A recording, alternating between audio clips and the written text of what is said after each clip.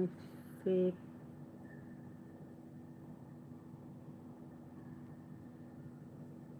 50 friend দিয়েছে, আমি সবাইকে সাপোর্ট ব্যাক করেছি, কমেন্টও করেছি, লাইকও দিয়েছি, কিন্তু আজকে দেখলাম সবাই আনসাবস্ক্রাইব করে দিয়েছে আমাকে। কালকে 50 তোমার তুমি ওই রুল রেগুলেশন কিছুগুলো আছে যেগুলো দাদাভাই বলে, ওই রুল রেগুলেশনগুলোকে তুমি ফলো করবে, তাহলে দেখবে ঠিক ঠিক হবে।